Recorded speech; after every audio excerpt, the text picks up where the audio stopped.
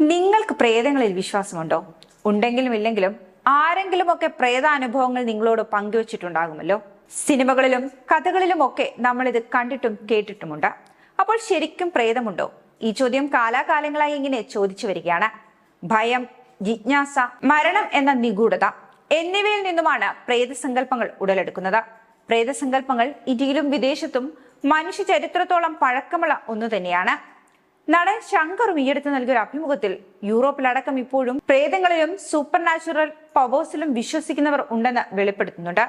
അദ്ദേഹത്തിന് നേരിട്ട് ഇത്തരം പ്രേത അനുഭവങ്ങൾ ഉണ്ടായിട്ടില്ല എങ്കിൽ പോലും തന്റെ നാട്ടിൽ ഒറ്റപ്പാലത്ത് ഇത്തരത്തിൽ അനുഭവം ഉണ്ടായവരെ തനിക്ക് നേരിട്ട് അറിയാമെന്നും തന്റെ കുടുംബത്തിൽ തന്നെ തന്റെ ബന്ധുവിന് ഇത്തരമൊരു പ്രേതാനുഭവം ഉണ്ടായതും അദ്ദേഹം ആ അഭിമുഖത്തിൽ വിശദീകരിക്കുകയുണ്ടായി. അതേസമയം ഓരോ നാടിന്റെയും സംസ്കാരത്തിനും അവിടുത്തെ ഭൂപ്രകൃതിക്കും അനുസരിച്ച് ഈ സങ്കല്പങ്ങൾ മാറിക്കൊണ്ടിരിക്കുന്നു.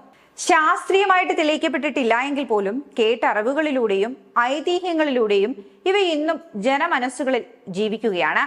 കേരളത്തിലെ പ്രേതസങ്കല്പങ്ങളിൽ ഏറ്റവും ഭയാനകമായ രൂപം യക്ഷിയുടേതാണ്.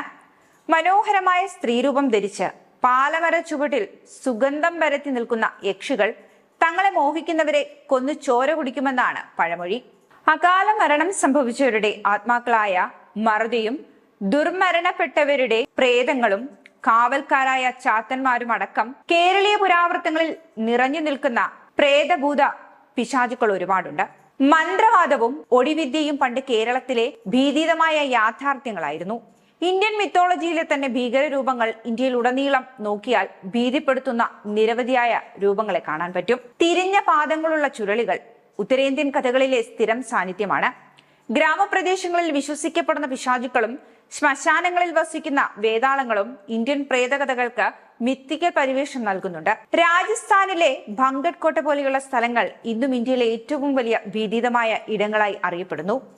അതുപോലെ യൂറോപ്പിലെ പ്രേതസങ്കല്പങ്ങളാകട്ടെ പാശ്ചാത്യ രാജ്യങ്ങളിൽ പ്രേതങ്ങൾ എന്നത് മിക്കവാറും പഴയ കോട്ടകളിലും ബംഗ്ലാവുകളിലും അലഞ്ഞു തിരിയുന്ന ആത്മാക്കളാണ്. നിരവധി സിനിമകളിലും കഥകളിലും ഒക്കെ ഇപ്പോഴും ഇത്തരത്തിലുള്ള പ്രേതാത്മാക്കളെ കഥാപാത്രങ്ങളാക്കാറുമുണ്ട്. വിഖ്യാതമായ ഡ്രാക്കുള കഥകളിലൂടെ രൂപപ്പെട്ട വാമ്പയറുകൾ അഥവാ രക്തദാഹികൾ, രക്തരക്ഷസുകൾ യൂറോപ്യൻ ഭീതിയുടെ മുഖമുദ്ര തന്നെയാണ്. അയർലൻഡിലെ മരണവാർത്ത അറിയിക്കുന്ന ബാൻഷി എന്ന പ്രേതവും പൗർണമി രാത്രിയിൽ മനുഷ്യൻ ചെന്നായയായി മാറുന്ന വെയർവൂൾഫ് എന്ന സങ്കല്പവും ലോക പ്രശസ്തമാണല്ലോ. ഉപസംഹാര പ്രേതങ്ങൾ ഉണ്ടോ ഇല്ലയോ എന്നത് ഇന്നും ഒരു തർക്ക വിഷയമാണ്.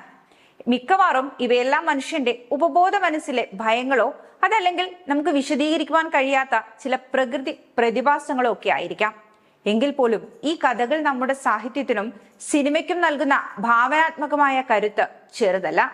ഇന്നും നമ്മുടെ പല സിനിമകളിലും മണിച്ചിത്രത്താഴ്, ലോക, ഇനി വരാനിരിക്കുന്ന ജയസൂര്യയുടെ ചിത്രം കടമറ്റത്ത് കത്തനാറിലടക്കം പ്രമേയമാകുന്നത് മെയിൻ റോളിൽ എത്തുന്നതും ഒക്കെ തന്നെയും ഈ പ്രേതങ്ങൾ തന്നെയാണ്.